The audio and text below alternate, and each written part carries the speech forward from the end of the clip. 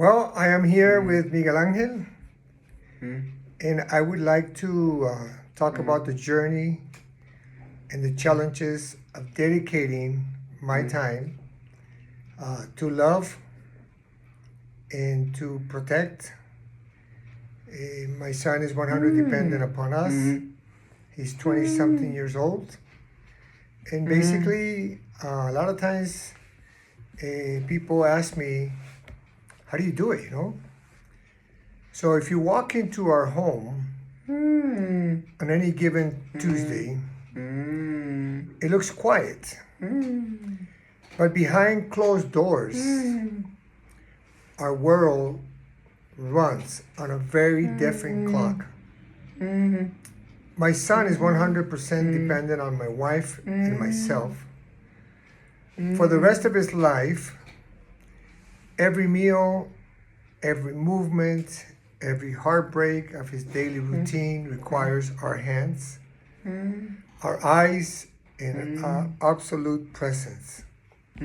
Today, I would like to talk about what life actually looks like. Beyond the cliches, beyond the glossy social media post, I want to talk about the heavy grief, the quiet exhaustion, but most importantly, the profound, unshakable joy that comes from loving someone who teaches you what it truly means to be human. Right, Miguel Angel? Huh? Right, Miguel? And people often ask us, how do you do it? And honestly, some days we don't know.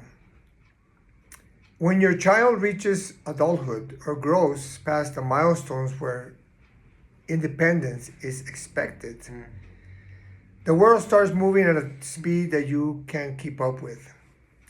Society tells us that success is about moving forward, scaling mountains, achieving goals, and doing it all fast. But the physical toll is the chronic lack of sleep sometimes. It's the physical strain of lifting, turning, and managing medical needs 24 hours a day, 7 days a week, 365 days a year. There are no weekends off. There's no sick leave. You have to provide and take care of them every single day, right, Miguel? The emotional toll is the most constant low-level anxiety. What happens if we get sick? Who will care for him when we are gone? Those are questions that I really ask myself.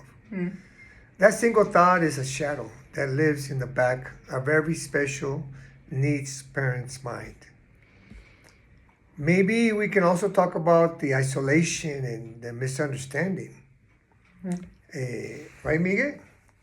One of the hardest parts no one talks about is the isolation. Friends stop calling as much because they don't know what to say or they assume you're too busy. Family members try to help, but unless you walk in these shoes every single day, it's impossible to truly understand the mental load.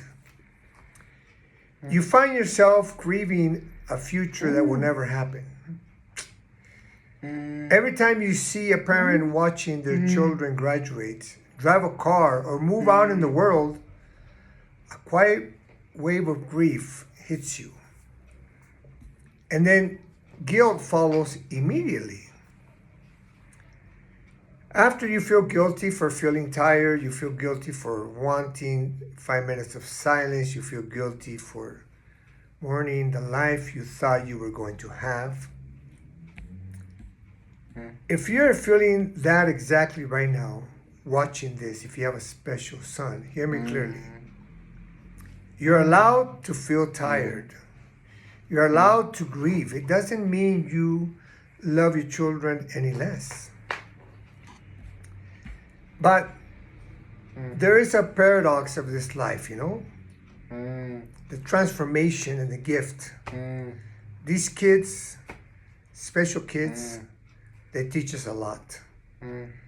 when you strip away all the trivial distractions of the modern world, the rush, the status, the endless noise, what is left? Pure, unfiltered love. My son doesn't care about what car I drive, if my business is doing well, or what mistakes I made yesterday. He knows my voice. He knows my touch. He knows safety. Caring for him has stripped away my ego. It has taught me patience that I never knew was humanly possible. It has given our home a profound sense of purpose. We measure victories differently in this house. A good night's sleep is a victory. A genuine smile is a victory. A moment of peace in the middle of a hard day is a massive victory. We have learned to live entirely in the present moment, trusting God, because the future is too uncertain to stress over, and the past is gone. And I would say, as a word of encouragement,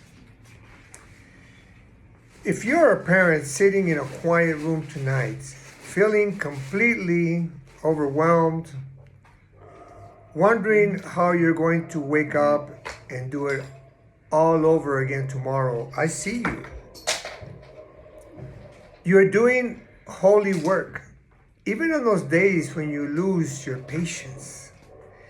Even on those days when you cry in the kitchen while the house is asleep. You are your child's entire universe.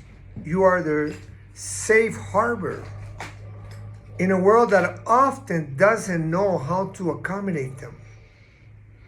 Take it 1 hour at a time, 1 day at a time. Lean on your partner. If you have one, remember that you are teammates in the trenches, and give yourself grace, because God gives us grace. Think about, for example, thank you for letting me share a piece of our world with you today. If this resonates with you, leave a comment below or share your story. I would like to hear it. You're never alone in this walk. Take care of yourselves, and I'll see you in the next video. He's happy. He knows he's going to come out on a video. Huh, Miguel? Yeah? You like to be in the, and you're going to be on YouTube, Miguel? Yeah, excellent. All right, guys. See you next video.